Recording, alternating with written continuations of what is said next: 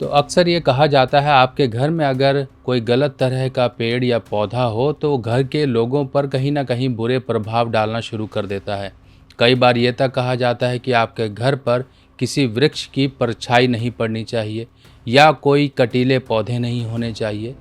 इन सभी तरह के पौधों के बारे में जब हम सुनते हैं तब हम ये सोच बैठते हैं कि ऐसा कौन सा पौधा है या पेड़ है या वृक्ष है जो हमारे घर में कभी भी नहीं होना चाहिए। तो आज मैं आपको ऐसे 3 वृक्ष या 3 पौधों के बारे में बताऊंगा जो आपके घर में बिल्कुल नहीं होने चाहिए। अगर होंगे तो कहीं ना कहीं आपके जीवन में परेशानियां लाएंगे। तो नमस्कार दोस्तों, मैं सुभाष शर्मा चंडीगढ़ से लाल किताब के ज्ञान में आपका स्वागत करता हूं। दोस्तों, अगर घर में अच्छे पौधे हों, अच्छा वातावरण हो तो कहीं ना कहीं घर में खुशियां आती हैं। घर के लोग हमेशा फलते फूलते पनपते हैं, पर कहीं ना कहीं कुछ नेगेटिव चीज़ों के कारण घर की वृद्धि रुक जाती है। घर में सुख शांति कहीं ना कहीं भंग हो जाती है। दरिद्रता या बीमारी घर में प्रवेश कर जाती है। और अक्सर ये चीज़ें तब होती हैं जब वो वृक्ष धीरे धीरे बढ़ता रहता है। जैसे जैसे वो बढ़ता है वैसे वैसे आपके घर की परेशानियां बढ़ती हैं। हो सकता है कि घर में कुछ लोग ऐसे हों जिनका विवाह ना हुआ हो। कई बार तो कंडीशंस इतनी क्रिटिकल आती हैं कि घर के लोग, जिनका भाइयों में अगर हम बात करें तो भाइयों में एक बहुत प्यार था, पर धीरे धीरे जैसे ही उनका परिवार बढ़ा, विवाह के बाद उन भाइयों में इतनी गहरी दुश्मनी हो गई कि उन दुश्मनी के कारण उन दोनों के बीच में हाथापाई या मारपीट के कारण कोई ना कोई ज़ख्मी भी हुआ। अब कई बार बच्चों की शादी नहीं हो पाती है। बच्चे कहीं ना कहीं स्ट्रगल करते हैं। बच्चे पेरेंट्स भी करते हैं अपनी लाइफ में, चाहे वो करियर हो, चाहे कुछ भी हो। माता पिता बीमार हो, धन रुकता ना हो, धन को लेके कुछ ना कुछ जीवन में समस्याएं बनी रहती हों, यानी कि जीवन कॉम्प्रोमाइज़ के अलावा और कुछ ना हो। अब ये सब चीज़ें क्यों होती हैं? जब भी व्यक्ति, देखिए, अक्सर व्यक्ति घर में पौधे लगाता है, घर में थोड़ी अच्छी हरियाली टाइप की लगती है, लोग समझते हैं कि हाँ, ये घर में पौधे लगाना शुभ होता है। पर देखिए, जब भी आपके घर का जो एक आंगन होता है या घर की जो बाउंड्री वॉल होती है, बाउंड्री वॉल के पास एक कोई पेड़ लगा होता है। कई बार सरकारी म्यूनिसिपैलिटी वालों के पौधे लगे होते हैं, पेड़ लगे होते हैं जिनकी परछाई आपके घर पर पड़ रही होती है। कई बार बिजली का पोल लगा होता है जिसकी परछाई आपके घर पर पड़ रही होती है। पर ज़रूरी नहीं कि ये सभी चीज़ें सभी लोगों के लिए नुकसानदेह हों। खासकर उन लोगों के लिए नुकसानदेह हो जाती हैं जिनकी कुंडली का मंगल खराब है। पहले पेड़ उसकी बात करेंगे जिनकी कुंडली में मंगल खराब हो, मंगल बद हो। मंगल बद की कंडीशंस बहुत सारी होती हैं। मान लीजिए मंगल तीसरे घर में है, मंगल 8वें घर में है, या फिर मंगल चौथे घर में है और मंगल के साथ कोई दुश्मन ग्रह केतु है, बुध है या फिर शनि है, तब मंगल बद हो जाएगा। 8वें घर में बुध आ जाए, केतु आ जाए, या फिर तीसरे घर में बुध आ जाए, केतु आ जाए, या सूर्य शुक्र एक हो जाए, या सूर्य शनि एक हो जाए। देखिए, इतनी सारी कंडीशंस हैं। तब आप ये समझिए कि अगर आप इन कंडीशन से बच गए तो बहुत किस्मत वाले हो, नहीं तो ये मंगल बद अब आपके ऊपर परेशानी देने वाला होगा। अक्सर एक लाल किताब में एक पेड़ के बारे में कहा जाता है जिसका नाम है डेक, जिसे हम नॉर्मल यहाँ पंजाब में से बकैन भी बोलते हैं। अगर हम डेक के वृक्ष के बारे में समझें, डेक एक हूबहू नकल है नीम के वृक्ष की। और इसकी जो अगर हम इसमें डिफरेंस करें, जो डेक के पत्ते होंगे जिसे बकैन कहा जाता है, डेक के पत्ते डार्क कलर के होंगे, इसमें भी निबोली आती है। और जो नीम होता है उसकी भी निबोली आती है। अब वो निबोली हम खाया करते थे बचपन में। देखिए, जब हम खेला करते थे, कहीं जाते थे, नीम का पेड़ होता था तो निबोली खा भी लिया करते थे क्योंकि उसमें मिठास होती थी। पर डेक की निबोली को आप खा नहीं सकते हो। नीम हमेशा जीवन में शुद्धियाँ लाने का काम करता है और डेक, जिसे बकैन कहा जाता है, वो अशुद्धियाँ लाने का काम करता है। इन दोनों में क्या डिफरेंस है पत्तों में, ये आपको फ़ोटो में भी दिखाई दे रहा होगा। एक तरफ नीम है तो एक तरफ डेक है।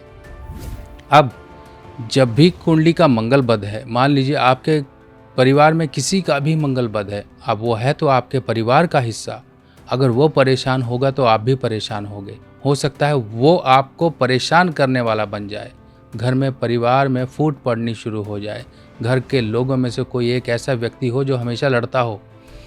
तो इस तरह से जिसके भी डेक होता है घर में, वो परेशान रहता है।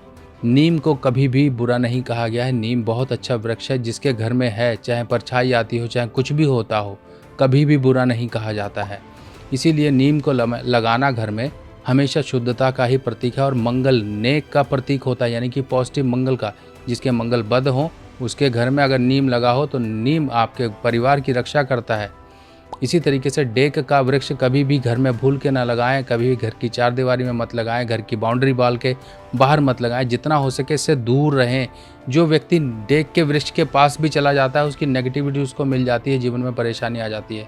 हो सकता है कहीं आप जॉब प्लेस पर, कहीं पार्क में, कहीं डेक के वृक्ष के नीचे से निकलते हो, इसकी परछाई भी व्यक्ति के लिए परेशानी देने वाली ही होती है। चलिए अब दूसरे वृक्ष की बात करते हैं, जिनके घर में भी अनार का पेड़ है। अनार क्या कहा गया? अनार कहा गया है मंगल और बुध की युति। जिसकी कुंडली में भी मंगल और बुध की युति है, मंगल बुध दृष्टि संबंध बना रहे हैं, मंगल बुध अगर मान लीजिए एक साथ बैठे हुए हैं कहीं भी कुंडली में, तब ये लोगों के लिए एक अनार का वृक्ष कहीं ना कहीं परेशानियां देने वाला होता है। घर में अनार नहीं होना चाहिए। तो इस तरह से आप अनार को अगर लगा रखा है तो घर से हटा दीजिए।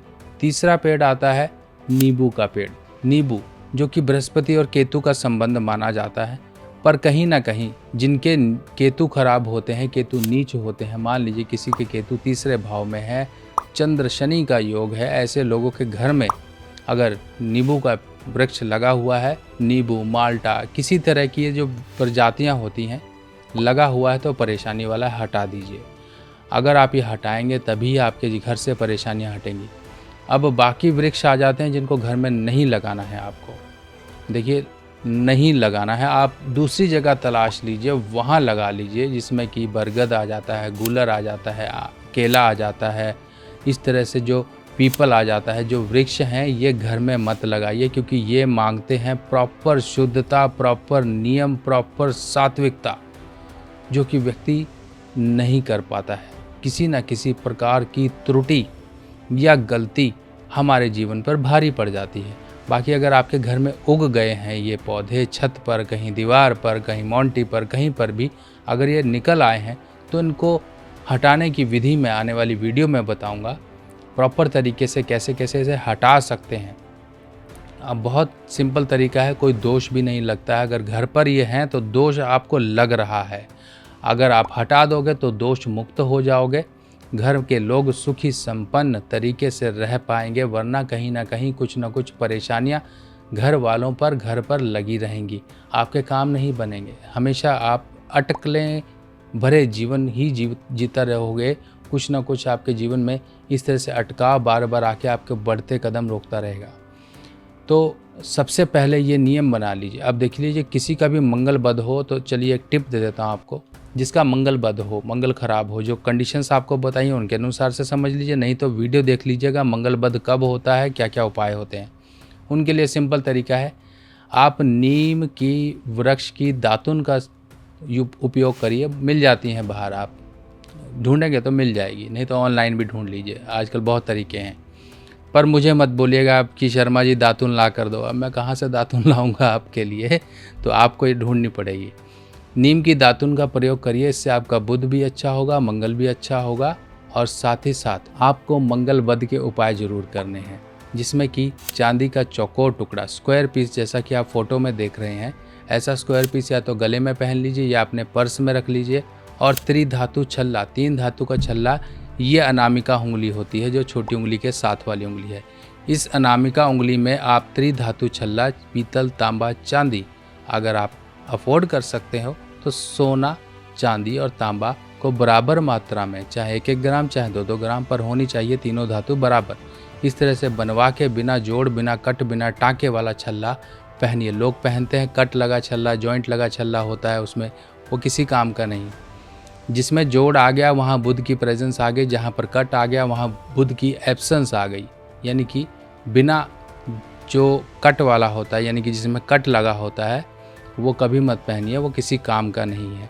मानसिक संतुष्टि तो दे देगा पर एस्ट्रोलॉजिकल फ़ायदा नहीं देगा। लाल किताब की सभी सामग्री अब आप मेरी व्हाट्सएप कैटलॉग पर आसानी से देख सकते हैं और आप अपने एड्रेस पर मंगवा भी सकते हैं। देखिए सावन का समय चल रहा है, आप सभी लोगों से एक ही रिक्वेस्ट है कि हर हर महादेव जरूर बोलिएगा कमेंट सेक्शन में। और जिन लोगों ने भी घर में अगर शिवलिंग स्थापित नहीं किए हैं भगवान भोले की कृपा पाने का ये सही मौका है। घर में शिवलिंग स्थापित करिए, छोटे से मंगा लीजिए, अंगूठे से छोटे आकृति के, और इनको घर में स्थापित करके नित्य प्रतिदिन इनका अभिषेक करिए।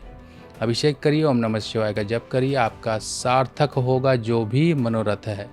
चलिए मिलते हैं नई वीडियो में नई जानकारी के साथ, तब तक के लिए आज्ञा दीजिए। नमस्कार।